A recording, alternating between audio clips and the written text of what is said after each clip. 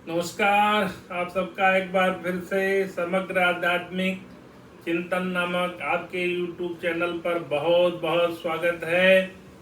श्रावण मास लग चुका है। कल दिनांक 30 जुलाई को, आज दिनांक 31 जुलाई को, शुक्रवार को श्रावण मास का द्वितीया तिथि है। आप सबको विदित है कि श्रावण मास भगवान शिव की अर्चना और पूजा के लिए जाना जाता है और श्रावण मास में शिव तत्व की चर्चा मैं विस्तार से करूंगा। आज उसकी भूमिका है।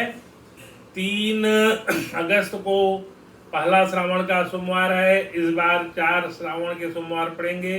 3 अगस्त, 10 अगस्त, 17 अगस्त और 24 अगस्त। इस प्रकार 4 सोमवार को 4 श्रावण में शिव तत्व की चर्चा होगी। आप सबको विदित है कि श्रावण में लोग जो है अमरनाथ जी के दर्शन जाते हैं, वो बर्फ से बने हुए शिवलिंग का दर्शन करते हैं और 12 ज्योतिर्लिंग में भगवान शिव की पूजा अर्चना का क्रम जारी रहता है। और हमारे कांवड़िया भाई लोग भी गंगा जी का जल लेकर के शिव मंदिरों में पूजा अर्चना के लिए वो जल लेकर जाते हैं और चढ़ाते हैं। सबको श्रावण मास की विशेष शुभकामनाएं। अभी परसों दिनांक 29 जुलाई को गुरु पूर्णिमा थी। मैं भी अपने गुरु आश्रम में गया था। गुरु आश्रम में जाने से एक बोध ये होता है कि आपकी ऊर्जा रिचार्ज हो जाती है। आपके अंदर एक एक्स्ट्रा एनर्जी का प्रवाह होने लगता है।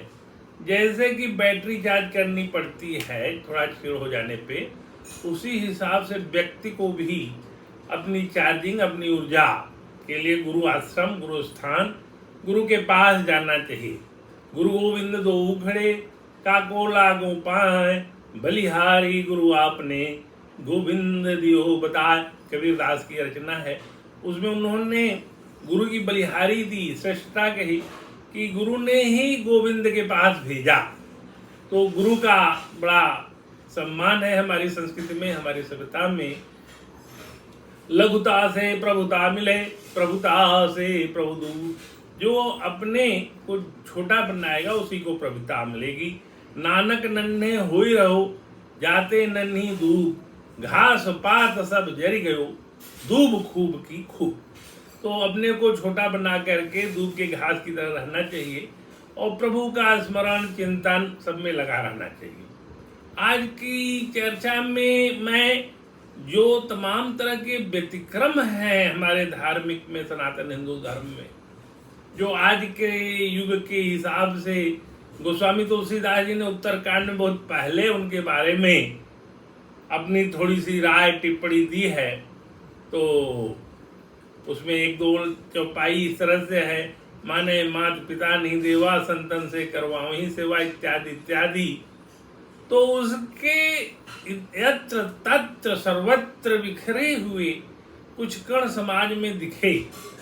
और हम तो चूंकि रिटायरमेंट के बाद धार्मिक स्थानों की यात्रा और तमाम धार्मिक गुरुओं से मिलना जुलना मेरा रहता है, तो एक तरह की विसंगति जो मेरे को आई समझ में, देखने में उस पर थोड़ा प्रचार प्रसार या जन चेतना में देना चाहूंगा।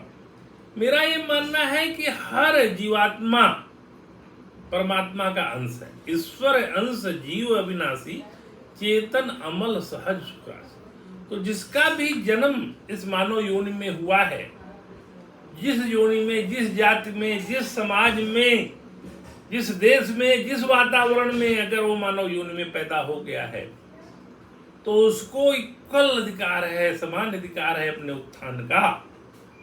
या उसके लिए ये जरूरी नहीं है कि वो गेरुआ वेश धारण करे और माला कंठी लेके बैठे, वही ईश्वर के बहुत करीब है। तो मेरे को बड़ा दुख होता है तमाम तथाकथित धर्माचार्य जो काल नेमी वेश में बैठे हुए हैं। इसके अलावा तमाम ज्योतिषाचार्य, तमाम तरह के पंडित, पुरखे, पुरोहित, पंडित और पुरोहित इत्यादि इत्यादि लोगों को अध्यात्म के नाम पे लूट रहे हैं। बहुत साफ धर्म में मैंने इस बात को कहने का इसलिए प्रयास किया कि उसमें भटकने की कोई जरूरत नहीं है। बंदौ कृष्णम जगत गुरु, कृष्णं वंदे जगत गुरु। भगवान कृष्ण को ही जगत गुरु मान करके उनकी गीता, उनकी वाणी है, उसमें सहारा लेकर के आप अपना उत्थान कर सकते हैं। अगर गुरु नहीं मिले हैं तो, नहीं तो गुरु अगर आपकी भक्ति सही है तो मिल जाएंगे। हरे शिष्य धन शोक न हरई, सो गुरु घोर नरक में पड़े। शिष्य को धन को हरना और उनके शोक को नहीं हरना, आजकल के समाज में इसके अनेक उदाहरण हैं। क्योंकि एक प्रोफेशन जैसा हो गया है। अगर हिंदी में उसका अनुवाद करें तो प्रोफेशन का अनुवाद धंधा होता है। व्यवसाय के बजाय वो धंधा हो गया। लोगों को तमाम तरह के उल्टी सीधे बातें सिखा करके उनके धन का दोहन आज के समाज में बहुत ज्यादा है। इसलिए हमारे धर्म में विसंगतियां आ गई हैं। सनातन हिंदू धर्म में सफाई की बड़ी जरूरत है। और जो तथाकथित कालनेमी नामक ये धर्माचार्य बैठे हुए हैं, ये लोगों को भ्रमित कर रहे हैं। कोई किसी का, भगवान का कोई यहाँ पे, भगवान ने किसी को अधिकार नहीं दिया है कि एक कोई ब्रोकर है मेरा जिसके द्वारा तुम मेरे दरबार तक आ जाओ। धर्म मंदिर में धर्म के नाम पर जो कुछ हो रहा है उसके इतर दर्शन करने के लिए भी लोग अलग लाइन लगवा रहे हैं, पैसा ले रहे हैं, इत्यादि इत्यादि। तो भगवान तो सर्वत्र विराजमान है, चाहे उनको मंदिर में ढूंढिए चाहे अपने अंदर ढूंढ लीजिए। आप जब परमात्मा के अंश ही हैं तो आपके अंदर भी भगवान विराजमान है। अब भगवान निराकार है, साकार है, इत्यादि इत्यादि, इस तरह के उसमें मैं नहीं जाना चाहता, लेकिन बड़े संक्षेप में कह रहा हूं कि हर आदमी ईश्वर का अंश है। सिराज ने लिखा ही है। अब आजकल के लोगों को देखते हुए तो यही मेरा कहना है कि पावस आवत देख कर धरी कोकिलन मौन, अब तो दादुर बोली हैं हमें पूछी है कौन। वर्षा ऋतु आने पे कोयल मौन हो जाती हैं और सोच लेती हैं कि अब तो मेढक बोलेंगे, हमें कौन पूछेगा। तो कोयल मतलब जो बहुत अच्छे विद्वान लोग हैं, सरस्वती पुत्र हैं, जिनको कि धर्म अध्यात्म का ज्ञान है, वो चुप हो जाते हैं दादुर वाणी सुन सुनकर। और आजकल दादुर उवाज बड़े व्यापक तौर पर चल रहा है और लोग उसमें भ्रमित हैं। तो इस भ्रमजाल में नहीं फंसना है। अब गीता को ले लें, रामचरितमानस को ले लें, इत्यादि इत्यादि तमाम तरह के बातें हैं। और उसमें वाल्मीकि रामायण का भी एक प्रसंग आता है कि जो मंदिर का धन हरण करता है वो कुत्ते की योनि में जाता है। ये मैं नहीं कह रहा हूं, ये वाल्मीकि रामायण में है। तो आजकल तो तमाम तरह के जीव, कोई एक दो जगह नहीं, हर जगह लोगों को दर्शन के नाम पर लूटपाट कर रहे हैं। वो हर जगह है, किसी एक जगह की मैं बात नहीं कर रहा हूं। तो इस समाज में बड़ा बच के रहना है। तो धर्म का व्यापार होने लगा, जबकि होना चाहिए था व्यापार में धर्म होना चाहिए था। हम जो व्यापार करें उसको एक अच्छे ढंग से करें, वो तो व्यापार में धर्म करते हैं। लेकिन आज के ज़माने में धर्म का व्यापार हो गया, जिसके वजह से तमाम तरह की विसंगतियां पैदा होगी। इसलिए गोस्वामी जी तुलसीदास जी ने लिखा भी है, जाकी जैसी भवितव्यता वैसे ही मिले सहाय, आपने आवे ताहि पर ताहि तहां ले जाए। आइए पंडित श्री राम शर्मा की पुस्तक घना क्रमणो गति का एक छोटा सा एक पैरा पढ़ करके अपनी बात को समापन करने के लिए आगे बढ़ते हैं, जिसमें उन्होंने तकदीर और तदबीर दोनों बातों को समझाया है। तमाम हम लोग करते हैं ना कि हमारा प्रारब्ध था तो ये हुआ तो वो हुआ।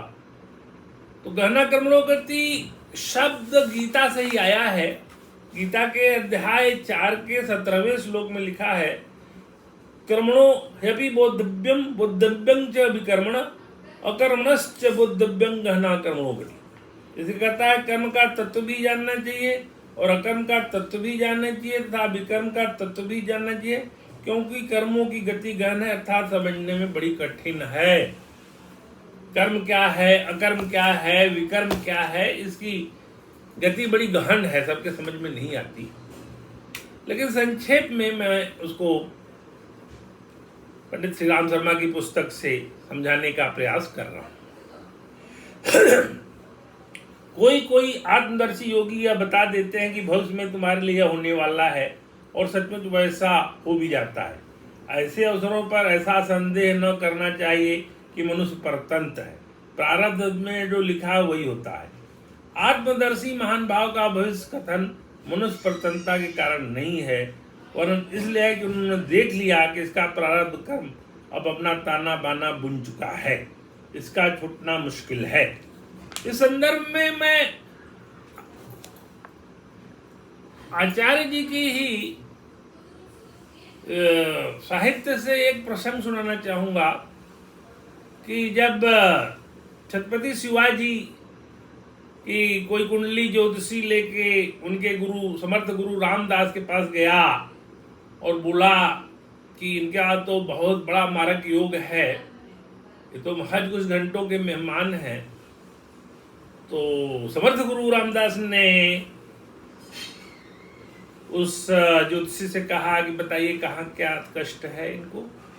तो सब समझने के बाद उन्होंने तत्व ज्ञान से समझ लिया और उनका प्रारब्ध भी उस समय उन्होंने काट दिया।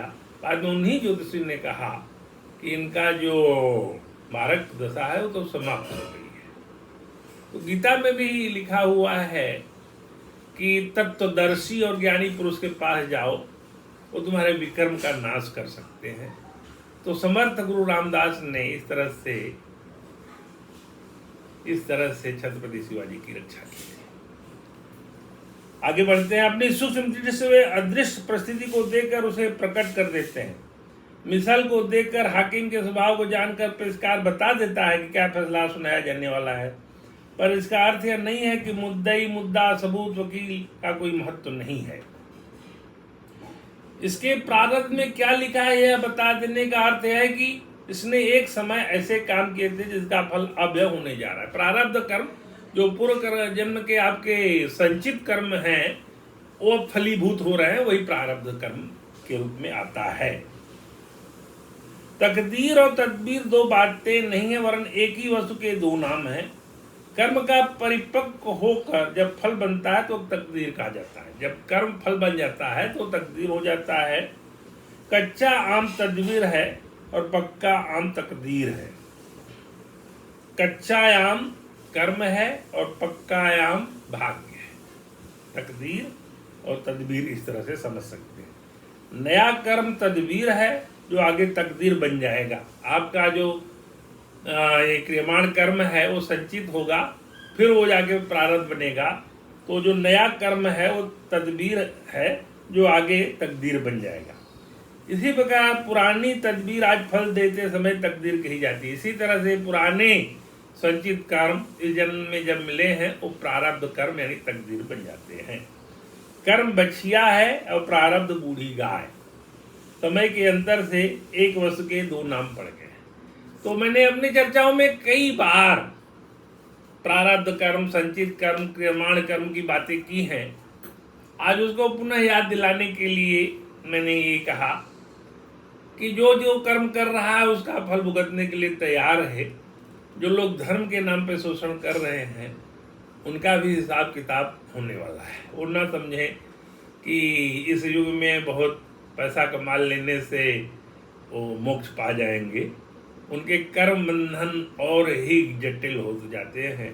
इसलिए गीता की शरण लीजिए और वंदे कृष्णं जगत गुरु। इसलिए मेरा यह अब निवेदन है कि श्रावण में शिव की पूजा के साथ अपने कर्म को सही ढंग से रखिए और भगवान से सत्कर्म करने की गायत्री मंत्र में जो बातें लिखी गई हैं उस हिसाब से भगवान से सत्कर्म करने का दिन रात प्रार्थना कीजिए कि भगवान हमारी बुद्धि को सत्कर्म की तरफ प्रेरित करें। कृष्णाय वासुदेवाय हरे परमात्मने प्रणतः क्लेश नाशाय गोविंदाय नमो नमः।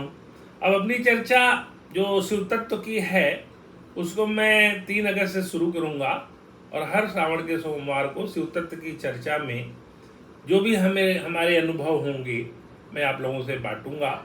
और इसी तरह आप अपना स्नेह भाव बनाए रखिए। नमस्कार।